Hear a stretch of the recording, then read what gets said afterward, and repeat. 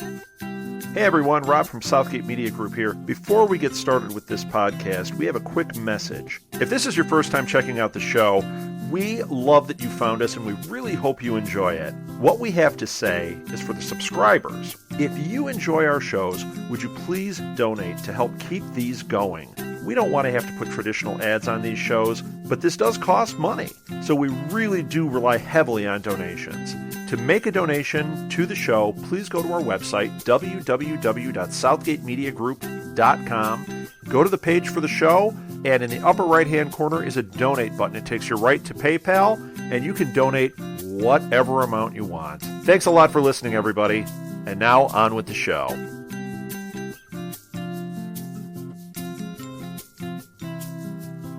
Hi, my name is Willow Polson, and you're listening to Primatech Files. Hi, my name is Issa, and you are listening to Primatech Files.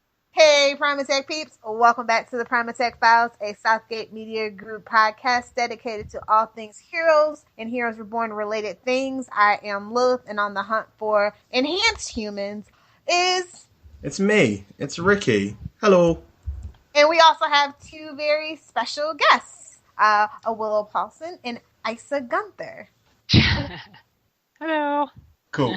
So we'll go straight into a couple of questions about your time, or what's called Heroes Prime now, I guess. Do you guys remember when you first watched Heroes and why you became hooked on the show? So, Willow, do you want to start us off? I saw a commercial while watching other television of this young man saying that he thought he could fly, and it just kind of was like, okay, I'm still watching that, because I'd been wanting a show like this forever and not getting it. And it's usually the spandex and the flashy bangy things, and it's like, this was very, very different. This was like, well, even before I'd heard the tagline, ordinary people discovering extraordinary abilities, and flight is like my thing. And so I was just like, okay, that's it, drop everything. This is my new life. Fair enough. Issa, when did you first watch the show and what got you hooked on it? This is actually probably going to get me kicked out of the fandom and get my revoked. But when it first came out, I did everything I could to avoid getting involved in the fandom. I was just rediscovering my love and passion for Star Trek and Star Trek Next Generation, and I did not need another fandom to get obsessed over. My friends would get together every week and watch it, so I sort of started hanging out with them about halfway through the first season, no idea what was going on. Then my dad got the DVDs over the first hiatus, and I kind of got hooked, despite my original intentions. Yeah, that's how it happened for me as well. I didn't catch on to it until the Christmas hiatus, and then once I got to episode 4, I was pretty much just binge watched the whole way through until the hiatus, and then it was just have to wait. What is your favourite volume? Obviously there are 5. So which is your favourite? The first one, 1 and 4. Yep. Okay. Is there any reasons why? Do you want to start, Issa? The first one, because as pretty much the entire fandom agrees, it was the best. And I just felt that was what Heroes was meant to be, if that makes any sense.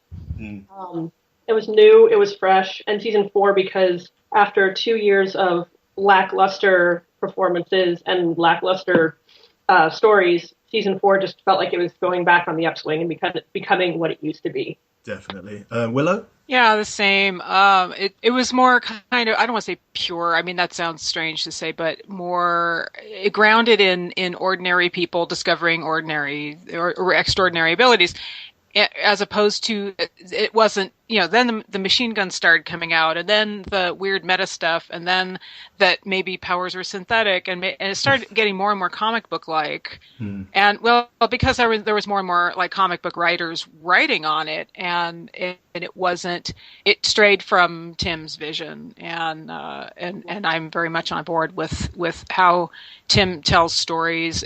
I watch Touch. I don't know if you're familiar with that. Very much so. Yep. Yeah, and that's where the magic happens, is these people are drawn together and they don't know why, and that's the mystery. That's the beauty of it, not the machine guns and people stealing from other people. I don't know. Yeah, it lost me, but I stuck with it. But yeah, volume 1 is the best, I feel. Yeah, fair enough. You guys started up housepetrelli.com, so I'm going to ask you first. Obviously, I think I know who your favourite character, one of your favourite characters will be, but who is your favourite character? Willow? That's tough. I started out being a giant Nathan fan, as I'm a little bit older and he's my age. And Flight, hi. Yeah. So it was like, and it was just super interesting. That is like, okay, the very guy who should not have this going on in his life has this going on in his life, and it's super interesting. But then I got way more into Peter later, and then I saw 5 Years Gone. It was like, okay, that guy right there, future Peter right there. Definitely. How about you, Issa?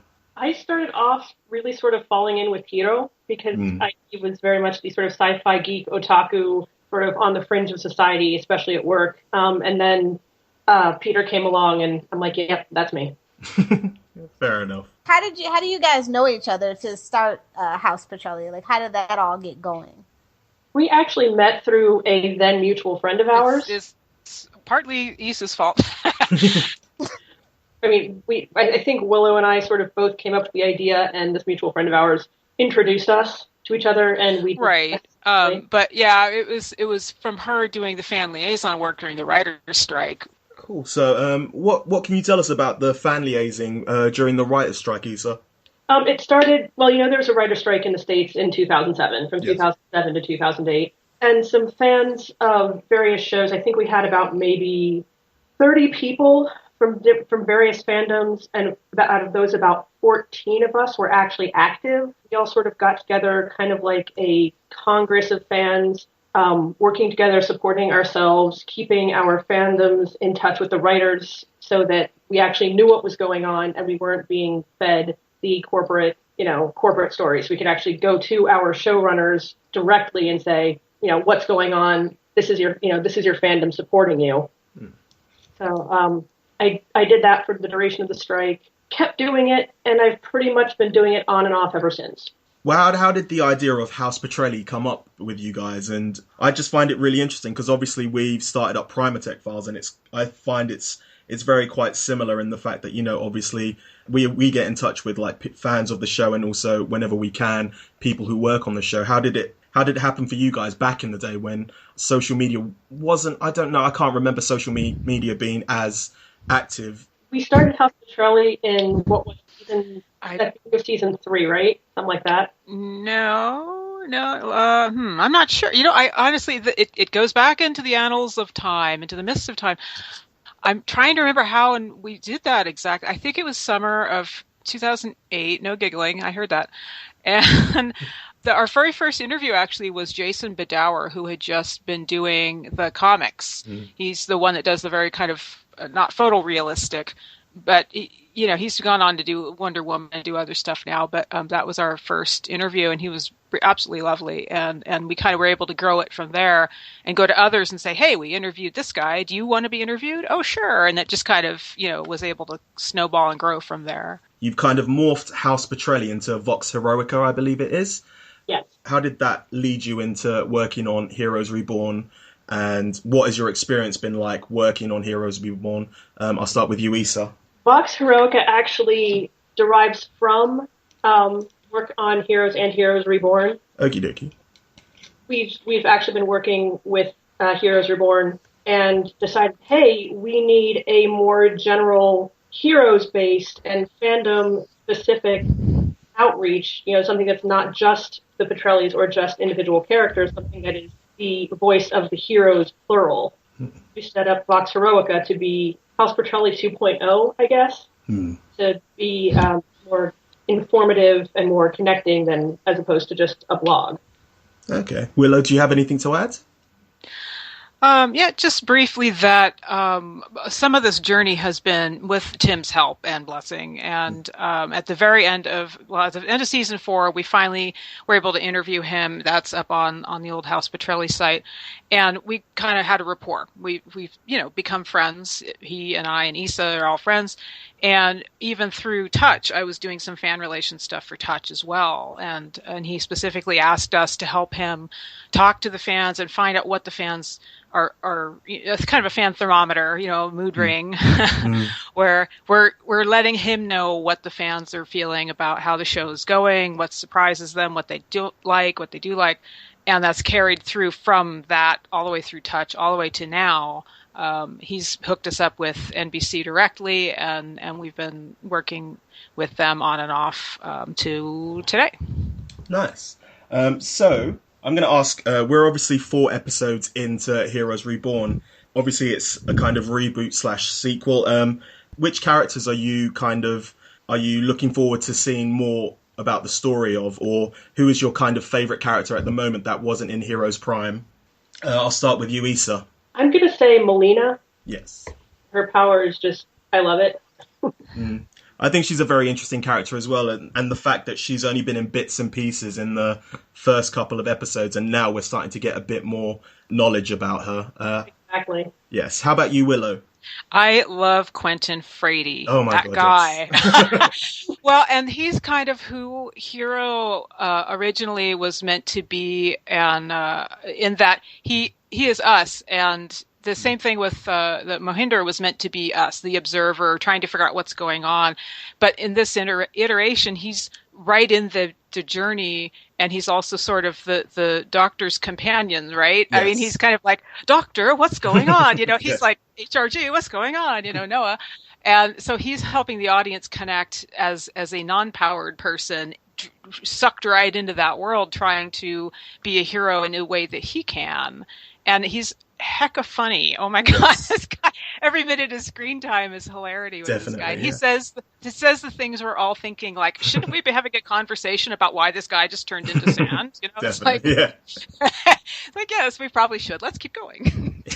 We've been a fan of him and Phoebe ever since the Heroes Reborn prequels, the webisodes, and him being on Heroes Reborn. I think he's kind of the perfect everyman kind of character, and you're right. The comedy and his lines just shine right through. We've dubbed them the Frady Cats, and we're really looking forward to the moment when they kind of get back together, but also when not, kind of because of what happened on episode 4. So yeah. He's looking for his sister, but I think he's not going to like what he finds. Yes, definitely. Yeah, definitely. You guys have done a lot of work with the fan interactions and stuff like that.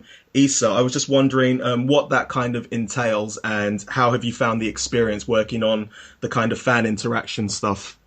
It's kind of like being, the gatekeeper at the Wizard of Oz. Yeah.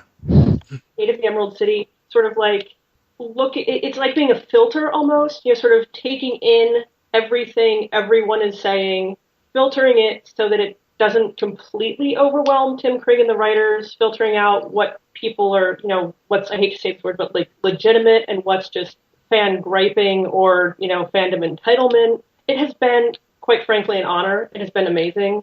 And it's also been really difficult sometimes.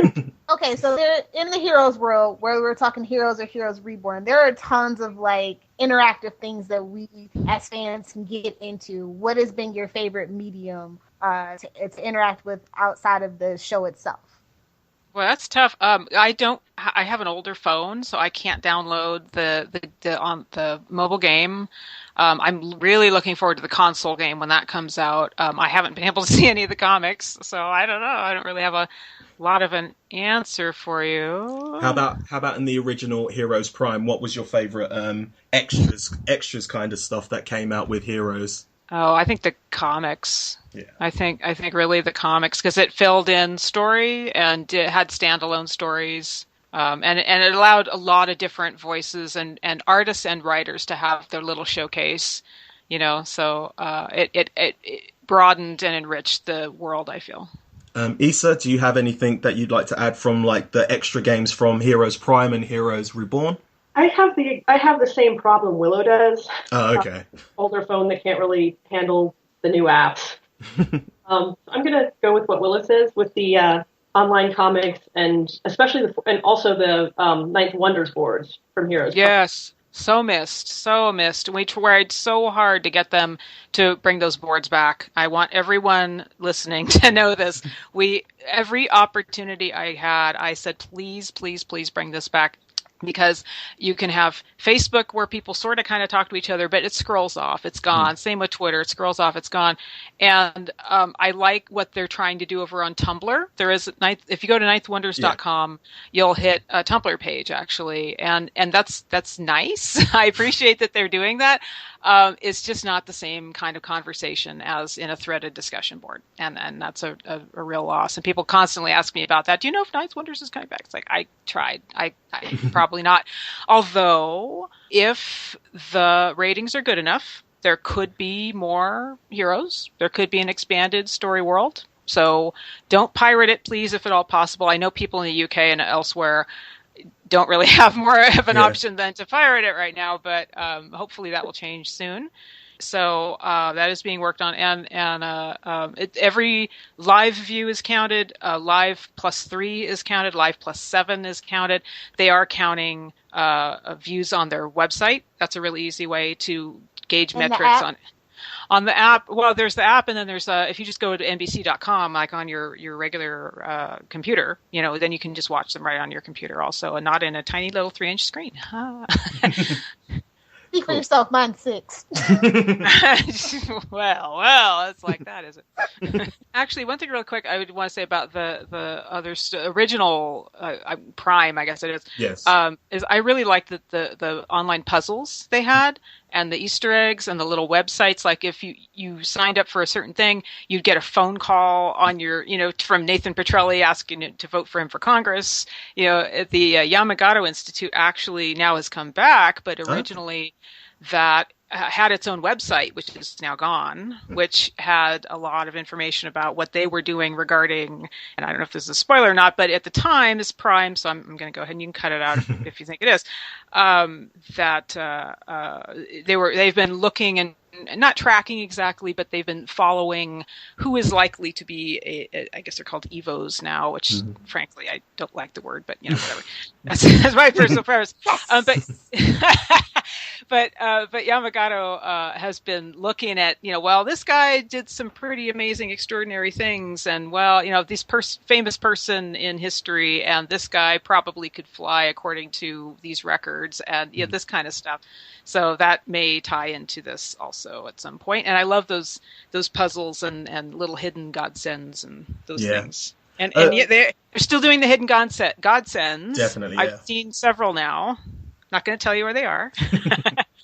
Speaking of like the internet, the kind of ARG kind of aspect of the show, back when Heroes Reborn first came out and we got the prequel webisode episodes, there was a company called, I believe it's Globus Biotech Solutions, and we searched that online and managed to find it, and I don't know if that's part of the ARG or not. I don't think it is, but yeah, we've literally, every time they mention something on Heroes that seems like it could be, we always search it out. Do you know if there's going to be any of that ARG stuff happening for Heroes Reborn? I don't know of specific plans. I actually may be talking to Tim on Tuesday about something, so I am going to ask about that. Fair enough. Seriously, this Globus Biotech was like in India, and when me and Lilith found it, we were just like so excited because it was only made in like January, and we were like, that's got to be something for the ARG. That's got to be. And then could be. And then we went back and was like, oh no, it's not exactly the same name. Oh, darn it. Oh well. Oh well, so close and yet so far. So what made you want to become a writer? And I know you have like a couple of upcoming projects as like a producer and stuff. What is it like in the field that you're in? Oh, that must be for me. Heroes is what got me involved with writing and producing for television. And I was so inspired. I was like, this is something people can make, and it actually makes it to television, and it's a real thing. And hey, look, maybe I can actually do that, because that would be my dream. But here it is. It's happened. And so getting to know him, Tim, and how the process works for him, and getting, invited on set and seeing how that works, and getting to know some of the people, and working on, Jim Martin was one of the writers, and he shot an independent movie and invited me to help out. And I was there working with him on his movie for a few days, and I was sucked in. And it was during Touch that I'm sitting on Santa Monica Beach, right, sitting in a director's chair next to Tim Crane, looking out at this scene being shot. The what was it? Either the season 2 for Touch's intro episode premiere. Thank you. Yeah. Yes, words are good. And I'm watching this happen where the kid's drawing the spiral in the sand, and I just was like, okay, this is something I want to do for the rest of my life. And he's like, what, sit on the beach? I'm like, no, I want to do television. This is amazing. I never want to leave. And he just kind of looks at me with that little look that he gives people. That funny smile, like, yeah. But I've done it. By God, I've done it. And I have writing experience. I have about 25 years of writing experience. And I was able to carry it over into script writing. And I've got quite a few things going on. And it's all because of Heroes. And that's the only ink that I have on my body is a godsend. Does Issa have one as well? No. No. No. What about Heroes has impacted your professional life? I guess what you do for a living, or has it? It has. Well, I'm a social worker, so I guess it's sort of my identification with Peter that sort of reinforced the whole everyone's important type of thing, and just the whole empathy for people and caring and seeing something potentially powerful in even, the most downtrodden. Are you familiar with like superhero therapy and stuff? I find that that's like getting bigger and bigger as a practice for relating to like especially like younger people. I've actually sort of used that. I've used a lot of play therapy, art therapy. I actually interned with an art therapist. And I have used superheroes and Harry Potter in some of the work I've done with the kids. So it's it's surprisingly powerful as a tool and as a way to connect with people, like you said, especially kids. We're going to wrap it up now. So is there anything you guys would like to do your shameless plugs for? So Issa? Issa, do you want to start off? I just wanted to take the opportunity to thank the fans, both for continuing to support the show and for, allowing Willow and myself to, take you on this journey and, really represent the fans and be able to speak for them and with them. So thank you, fandom. You guys are awesome. I'm also going to say that you guys, if you are listening, go to Heroes Fans Unite on Facebook, and the guys they're doing tremendous work in keeping everyone up to date with everything and trying to keep spoilers off the board when episodes have come out, as I found out. Willow? I can't say it any better than Issa just did, honestly. I mean, thank you, fans, for being amazing and for sticking with the show. And there might be some stuff you don't like, but there's a whole lot of stuff that you do like, and that's fantastic. And we do pass on this stuff to Tim. You are heard. So I will close out by saying you can follow these guys on Vox Heroica. That's VOXHEROICA. And Willow, do you want to give out if you guys want to give out your Twitter handles or anything? Sure, my Twitter is my name all run together. It's very creative. I'm not on Twitter much, but I am Firesoul. Thank you very much for coming and doing the interview. Hopefully, if we get another round of Heroes Reborn, we could have you back. Even if we don't, I'm sure we can dig up something to have you guys back if you guys don't mind. Cool. Yeah. If I've got any interesting news, I will let you guys know. And thank you for doing this. This is fantastic. You're carrying the torch. I mean, House Petrelli was one thing. You guys have kind of taken that and run with it and in your own way. And it's fantastic. Thank you. Thank you. I'd just like to thank you guys as well for starting this all off and all your help with us in helping us try and carry this on. So yeah, really, thank you very much. That was our interview with Willow Polson and Issa Gunther. Hope you enjoyed it. And so until next time, this is Private Tech Files signing off.